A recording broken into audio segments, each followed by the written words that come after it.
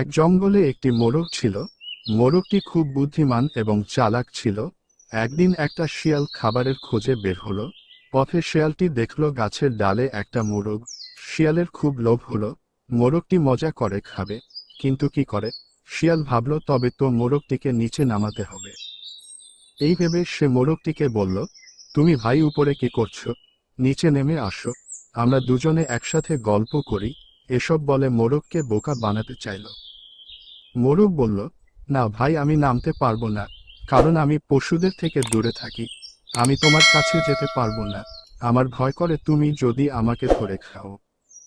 শেয়াল বলল, আরে না, তুমি জানো না, আজ বনের সকল পশুরা সুন্দর একটা সিদ্ধান্ত নিয়েছে। সবাই মিলেমিশে থাকবে, একে অপরের কোনো ক্ষতি করবে না। তাই এখন আর কাউকে ভয় পাবার কারণ নাই, আমাকেও না।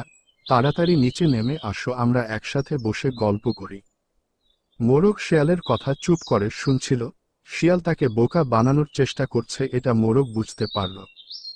মোরগ শিয়ালকে বলল, তাই নাকি? এটা তো খুব ভালো কথা, আমরা এখন একসাথে থাকতে পারবো। এ কথা বলে মোরগ বনের দিকে তাকিয়ে রইল। শিয়াল ভাবতে লাগলো, মোরগ বনের ভিতর কি দেখছে। তখন মোরগকে জিজ্ঞাসা করল, তুমি বনের দিকে তাকিয়ে আছো কেন? ওদিকে কি দেখছিলে? মোরগ একটু চালাকি করে বলল, কিছু না, তবে মনে হলো কিছু বন্য কুকুর এদিকে আসছে, এতক্ষণ ওদেরকেই দেখছিলাম। একথা শুনে শিয়াল আতঙ্কিত হলো, ভয় পালানোর চেষ্টা করল। মোরগ জিজ্ঞেস করল, যাচ্ছ কেন ভাই? আর একটু অপেক্ষা করো, ওরা এলেই আমরা গল্প করব। শিয়াল বলল, না ভই, না, আমি এখানে থাকতে পারবো না, এখনই আমার এখান থেকে পালাতে হবে। আমাকে পেলে ওরা খেয়ে ফেলবে, তাই আমি চলে যাচ্ছি।